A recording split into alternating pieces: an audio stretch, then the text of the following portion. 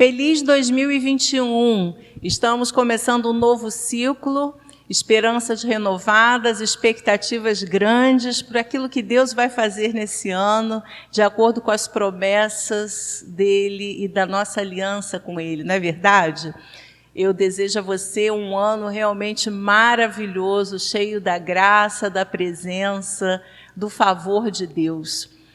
Nós vamos começar uma série de mensagens em que nós vamos abordar poços, fontes, cisternas, não necessariamente nessa ordem. Nós vamos falar sobre o significado da água na Bíblia, o que Deus fala a respeito das fontes, dos mananciais, águas que curam, águas que orientam, águas que limpam, águas que saciam a sede. Nós vamos entrar nessa série de mensagens e eu creio que Deus vai realmente nos abençoar. Então, hoje será uma mensagem introdutória e eu chamo você primeiro a ler comigo Romanos, capítulo 15, verso 4, que diz: pois tudo o que foi escrito no passado foi escrito para nos ensinar, de forma que, por meio da perseverança e do bom ânimo procedentes das Escrituras,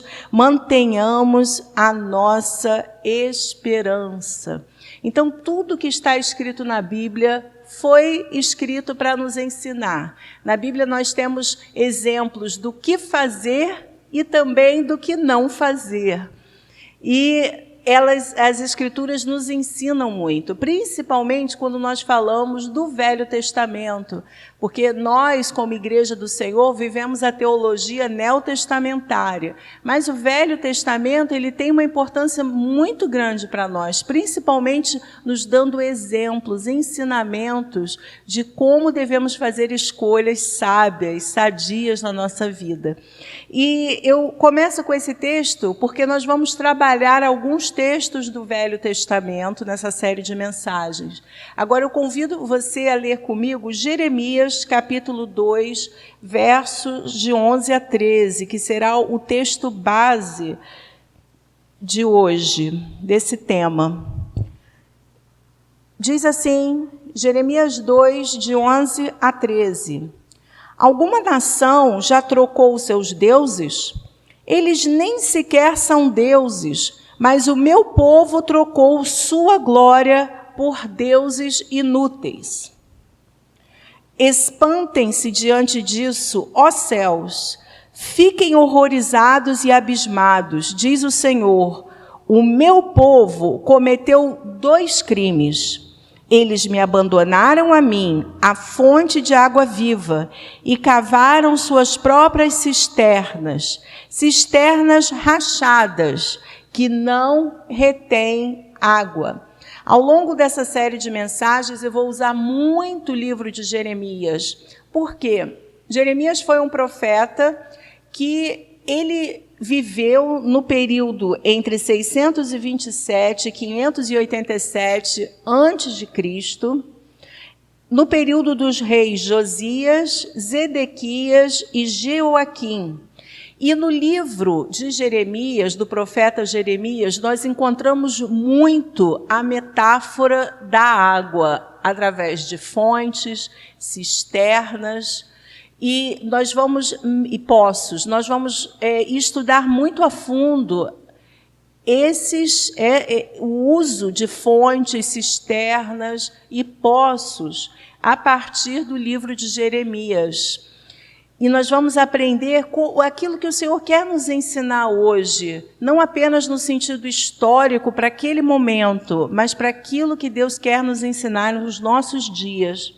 Falando um pouquinho mais sobre Jeremias, ele pregou durante 40 anos, por causa da sua mensagem, que foi uma mensagem profética, na qual ele confrontou o pecado do povo e disse que Babilônia realmente invadiria e levaria o povo a exílio. Eles não acreditavam nisso. Então, Jeremias ele viveu num período em que as pessoas desacreditavam na mensagem profética.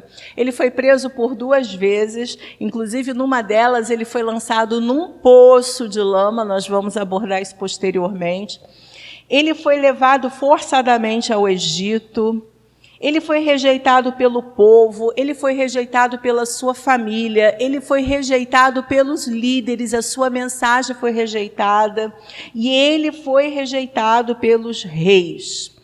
Então, Jeremias, ele foi um profeta que ele precisou ficar muito firme diante de todo aquele período de incredulidade em que as pessoas achavam que Deus estava a seu favor, simplesmente porque eles tinham aparentemente a aliança com Deus, mas o que Jeremias colocou é que a aliança nos corações já tinha sido quebrada e eles passariam pelo exílio. Então, nós vamos usar muito aquilo que o livro de Jeremias nos fala, só para deixar essa palhinha na introdução. E hoje o nosso tema é: qual é a qualidade da sua água? Você já fez um teste na sua água? Agora eu estou falando da água que você bebe em casa. É muito importante a gente saber a qualidade da nossa água. É por isso que existem filtros, existem águas vendidas nos galões, porque as pessoas se preocupam, ou deveriam se preocupar, não só em beber água, mas na qualidade da água que elas bebem. A palavra de Deus, ela nos fala muito sobre água. E nós vamos ver hoje sobre fontes.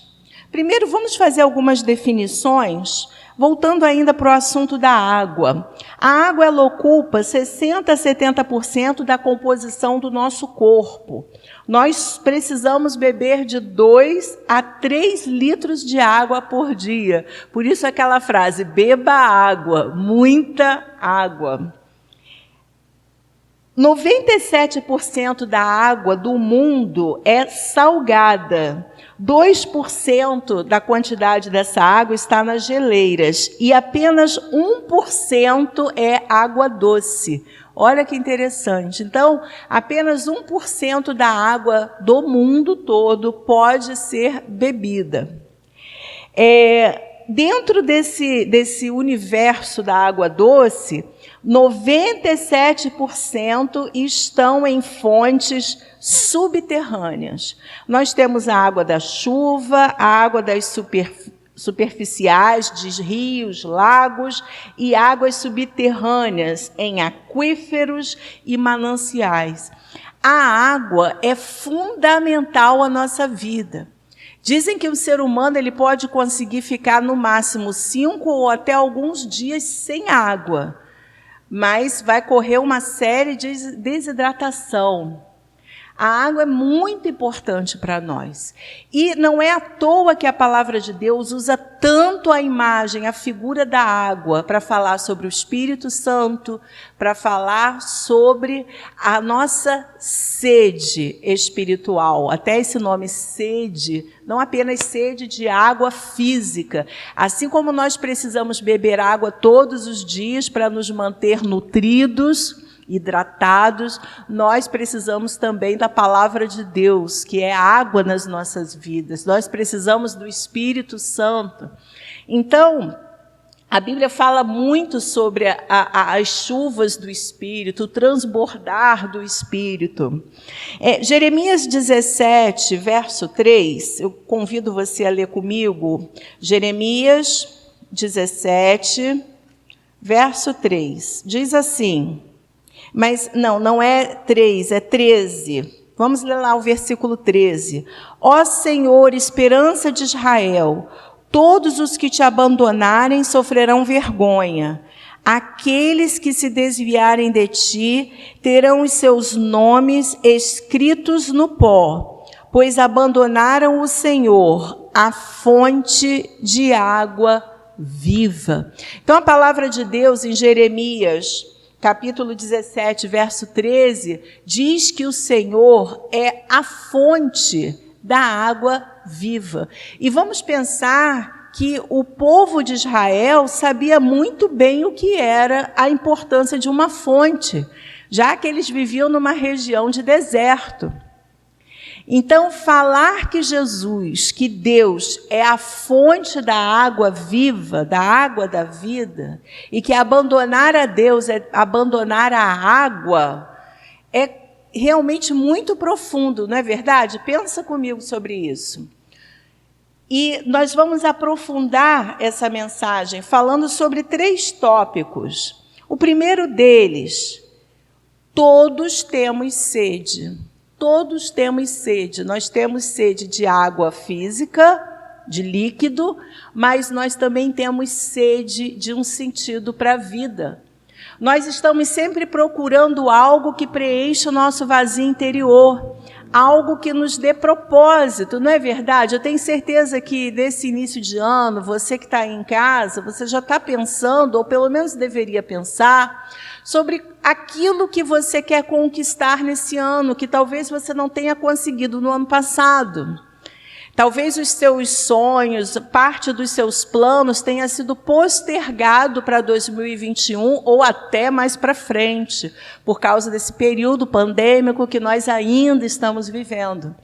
Então, quando nós pensamos em sede, nós pensamos em suprir necessidades fundamentais da nossa vida. A Bíblia nos fala em Salmos 42, 1 e 2, no livro de Salmos, capítulo 42, verso 1 e 2.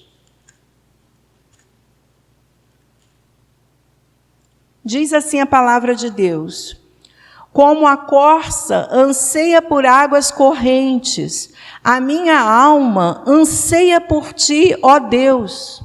A minha alma tem sede de Deus, do Deus vivo. Quando poderei entrar para apresentar-me a Deus? Então, o salmista, ele coloca que a alma dele tinha necessidade de Deus. Assim como o corpo físico precisa de água, a alma também tem sede, não de água, mas tem sede da presença de Deus, do amor de Deus, do perdão de Deus.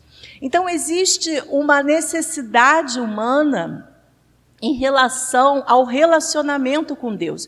E de onde veio isso? Você pode fazer uma pesquisa, ou pesquisas, diversos cientistas sociais, antropólogos, têm feito isso por anos e anos, que todas as culturas, elas têm representação do divino. E de onde vem essa representação do ser espiritual, seja qual for o seu nome, senão da própria necessidade humana de ter sede de Deus. Se nós voltarmos para Gênesis, capítulo 1, verso 26, diz: façamos o homem a nossa imagem e semelhança. Ou seja, o ser humano, ele foi criado à imagem e semelhança de Deus, para ter comunhão com Deus. Deus criou todos os animais, Deus criou toda a natureza, mas Ele queria alguém que o compreendesse, que tivesse comunhão íntima com Ele. E nós fomos feitos, e é tão lindo isso, né? Façamos o homem à nossa imagem. Olha que lindo. A melhor ideia de Deus, a maior obra-prima de Deus é o ser humano. Por isso que Deus nos ama tanto, Deus é apaixonado por nós. E tem uma frase, inclusive, do Agostinho, que diz: Deus tem sede de que tenhamos sede dele. Olha que linda essa percepção de Agostinho. Deus tem sede de que tenhamos sede dele, porque Ele gosta de estar conosco. Ele nos criou para andar com Ele. Em Gênesis 3:8, nós vemos esse texto também bastante conhecido, que diz: ouvindo o homem e sua mulher os passos do Senhor Deus, que andava pelo jardim, quando soprava a brisa do dia, esconderam-se da presença do Senhor Deus entre as árvores do jardim. Nós vemos que Deus, ele andava no jardim à procura do ser humano. Jardim é um lugar de intimidade, é um lugar prazeroso. E Deus está procurando o homem, e ele se esconde. Olha que tristeza. Ao mesmo tempo que a gente vê a beleza de Deus chamando o ser humano no jardim, nós vemos a tristeza, que é a resposta do ser humano, de se esconder de Deus. Então, todos nós temos sede. Talvez haja pessoas que tentam suprir essa sede por diversas coisas. A sede pelo poder, a sede pelo dinheiro, a sede pelas drogas, a sede por uma vida sem limites, por tantas outras coisas que podem substituir o nosso relacionamento com Deus, mas, na verdade, não podem. E isso não vai satisfazer a nossa necessidade, com certeza. Segunda coisa que nós podemos aprender, segunda questão, nessa introdução sobre esse tema, é que as Escrituras apresentam Jesus como a água viva. Isso está em João capítulo 4, versos 13 e 14, quando nós vemos a conversa de Jesus com a mulher samaritana, que estava ali no poço de Jacó, procurando pegar água, num horário em que o sol realmente estava escaldante. Então, Jesus está lá à beira do poço e diz, ele tem uma longa conversa, futuramente nós vamos ter uma mensagem só sobre esse texto, mas nesse momento nós vamos ler nos versos 13 e 14. Jesus respondeu: quem beber desta água, falando da água do poço, terá sede outra vez. Mas quem beber da água que eu lhe der, nunca mais terá sede. Ao contrário, a água que eu lhe der se tornará nele uma fonte de água a jorrar para a vida eterna. A mulher lhe disse: Senhor, dá-me dessa água, para que eu não tenha mais sede, nem precise voltar aqui para tirar água. Jesus, o mestre dos mestres, ele usa o poço e a água do poço como uma metáfora da água produzida pelo homem. Ou seja, daquilo que o homem produz, que não consegue trazer vida, não consegue produzir paz, não consegue trazer alegria verdadeira e permanente. Então, o Senhor estava comparando aquilo que é humano com aquilo que é divino. Jesus tem a água perfeita. Ele sacia a nossa sede. Então, ele usa a água para poder falar sobre algo que só Deus pode fazer por mim e por você que está aí ouvindo essa mensagem. Não é mesmo?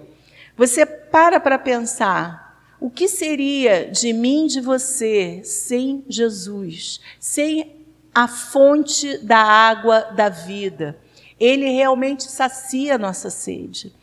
Naqueles momentos de desespero, naqueles momentos de extrema desesperança, em que não sabemos o que fazer, naqueles momentos em que nos sentimos solitários, nos sentimos deprimidos, nos sentimos ansiosos, ou qualquer outra emoção humana que venha trazer turbulência nas nossas emoções.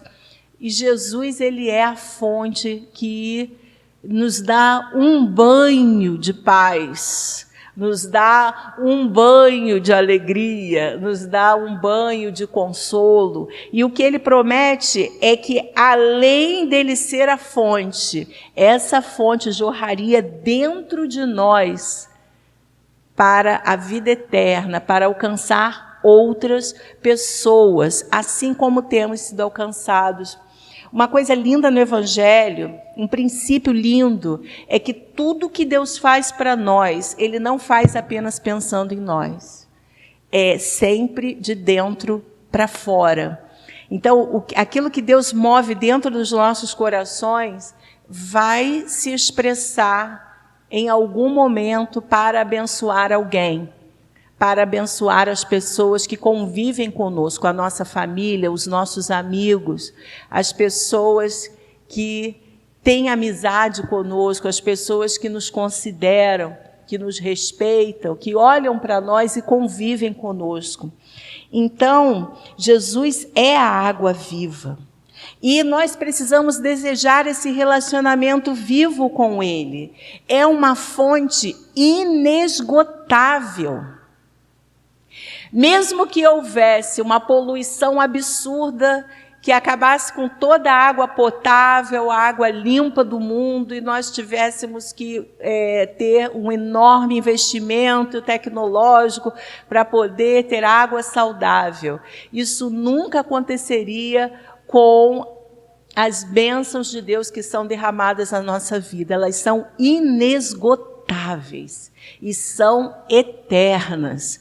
Não há esgotamento na fonte que o Senhor tem para nós. Amém? Não há esgotamento na paz, no amor, no perdão. Não há limites para o amor de Deus. E essa mensagem do Evangelho de Jesus como uma fonte viva, que foi profetizada lá por Jeremias e outros profetas, e que vem no Novo Testamento. Olha como a Bíblia é linda, né? É tão maravilhoso você poder ver essa unidade da Bíblia, que coloca que o povo estava abandonando a fonte da água da vida, mas coloca Jesus como aquele que vem ser fonte nas nossas vidas. Deus não desistiu de nós. Isso não é lindo? Não é muito bom começar esse ano sabendo disso? Que Deus jamais desistirá de nós. E o terceiro ponto que eu quero falar é sobre o perigo de abandonar a fonte correta. Às vezes nós somos tentados a abandonar a fonte da água da vida por qualquer outra ideia de manancial, outra proposta de água que não seja realmente aquilo que o Senhor tem para nós. Nós vamos ver Lucas capítulo 15, de 13 a 20, onde nós temos a parábola do filho pródigo. Lucas 15, de 13 a 20.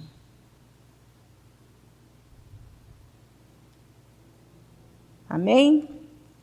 Então, acompanhem comigo, por favor. Lucas 15, de 13 a 20. Não muito tempo depois, o filho mais novo reuniu tudo o que tinha e foi para uma região distante. Lá desperdiçou seus bens vivendo irresponsavelmente. Depois de ter gasto tudo, houve uma grande fome em toda aquela região e ele começou a passar necessidade. Por isso foi empregar-se com um dos cidadãos daquela região, que o mandou para o seu campo a fim de cuidar de porcos. Ele desejava encher o estômago com as vagens de alfarrobeira que os porcos comiam, mas ninguém lhe dava nada. Caindo em si, ele disse: quantos empregados de meu pai têm comida de sobra, e eu aqui morrendo de fome? Eu me porei a caminho e voltarei para meu pai, e lhe direi: Pai, pequei contra o céu e contra ti. Não sou mais digno de ser chamado teu filho. Trata-me como um dos teus empregados. A seguir levantou-se e foi para o seu pai. Estando ainda longe, seu pai o viu, e cheio de compaixão, correu para seu filho, o abraçou e o beijou. Esse texto fala sobre um momento, uma parábola que Jesus conta sobre o filho pródigo, que é bastante conhecido. Esse filho, ele estava com o pai, ele tinha todas as suas necessidades supridas, ou seja, ele tinha a chance de ter todas as suas necessidades supridas. Mas ele tinha uma insatisfação. E eu acredito que essa insatisfação é pela própria falta de reconhecimento do que ele tinha. Sabe aquela história de que às vezes a pessoa, infelizmente, não é para ser assim, ela só dá valor ao que ela tem quando ela perde. E aí ela reconhece que ela sempre teve tudo de bom e do melhor. E é exatamente isso. Ele tinha uma sede interior não satisfeita, não porque ele não tivesse condições de tê-la satisfeita, mas porque ele não conseguia reconhecer isso. Ele olhava para fora, achando que lá fora ele teria verdadeira alegria, felicidade. E ele vai e cai em si, cai na real, não é verdade? Antigamente a gente falava, cai a ficha dele. Hoje em dia ninguém entende o que é esse negócio de cair a ficha, mas os antigos entendem. Então, ele reconhece que na casa do pai ele tinha tudo do bom e do melhor, e que os empregados do pai eram mais felizes do que ele, que era filho distante da fonte. Percebe isso? E ele toma a melhor decisão da sua vida, que é voltar para o pai. E é tão lindo isso, porque o pai o recebe, o abraça, o beija. Então, o que eu quero falar é que há um perigo de nós nos afastarmos da fonte, que é o Senhor. E o afastamento, ele pode ser um processo lento e contínuo. A pessoa não se afasta de Deus de um dia para o outro. Ela começa a cavar cisternas para si. Eu já vou deixar aqui um hashtag para dica para a próxima mensagem, que vai ser sobre cisternas. Nós vamos ver o que a Bíblia fala sobre poços e cisternas. A pessoa ela começa a usar do seu próprio reservatório, mas um reservatório não é uma fonte. Um reservatório não é um manancial. A água acaba. E muitas vezes a pessoa está ficando ressecada, está ficando desidratada espiritualmente, e ela não percebe isso. O olhar começa a ficar abatido, a pessoa começa a se distanciar dos outros, os relacionamentos vão sendo rompidos, e quando a gente vê, a pessoa simplesmente foi. Então,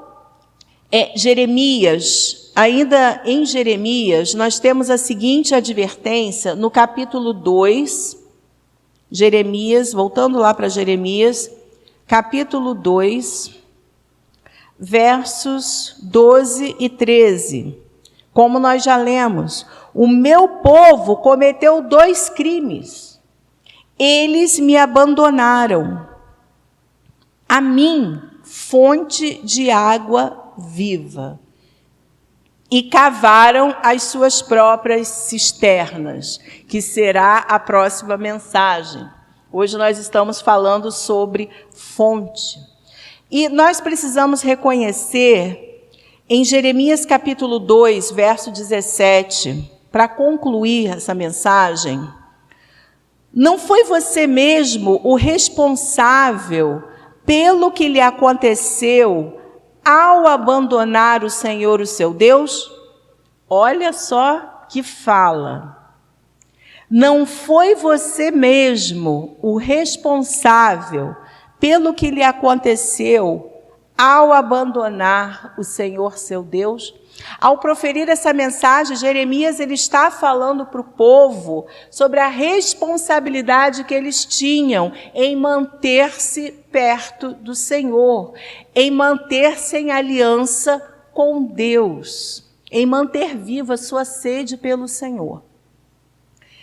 Eu vou concluir essa mensagem com um texto que foi falado há aproximadamente 20 anos. Você sabe que enquanto eu estava preparando essa mensagem, eu pensei, meu Deus, como passou rápido.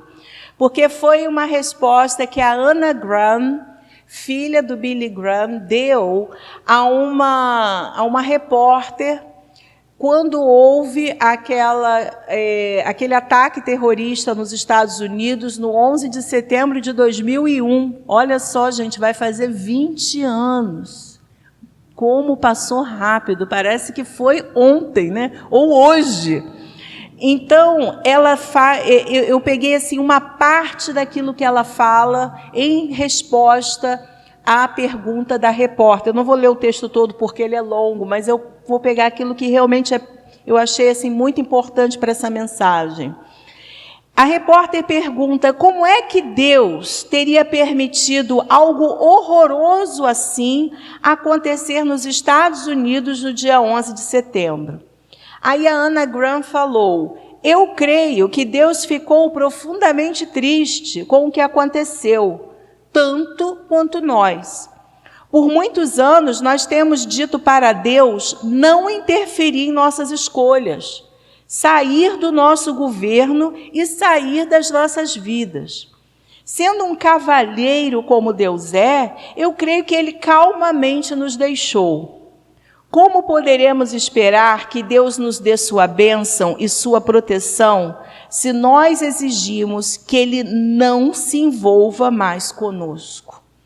Provavelmente, se nós analisarmos tudo isso seriamente, iremos compreender. E aí a Anna Graham ela faz um apanhado de leis em relação à proibição da pregação do Evangelho, ao uso da Bíblia nas escolas, em relação à questão do aborto. Ela aprofunda muito o seu discurso, que é realmente linda essa palavra. E, por fim, ela fala: nós colhemos aquilo que semeamos. Uma menina escreveu um bilhetinho para Deus: Senhor, por que não salvaste aquela criança na escola? Quando houve aqueles atentados, Estados Unidos volta e meia tem um atentado com morte em escolas, né? Não nesse período de pandemia, mas anteriormente nós já vimos isso várias vezes, em diversos estados.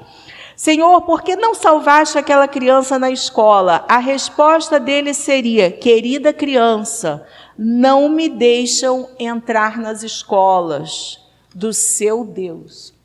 É triste como as pessoas simplesmente culpam Deus e não entendem que o mundo está indo a passos largos para o inferno. É triste como cremos em tudo que os jornais e a TV dizem, mas duvidamos do que a Bíblia nos diz. É triste como todo mundo quer ir para o céu, desde que não precise crer, nem pensar ou dizer qualquer coisa que a Bíblia ensina. É triste como alguém diz: eu creio em Deus, mas ainda segue a Satanás, que por sinal também crê em Deus. É engraçado como somos rápidos para julgar, mas não queremos ser julgados. E com essa palavra, Anna Graham impactou e fechou essa entrevista, impactando os nossos corações. E aí eu trago esse questionamento para você e para mim também. Muitas vezes nós questionamos: onde está Deus? Será que Deus não vai se manifestar?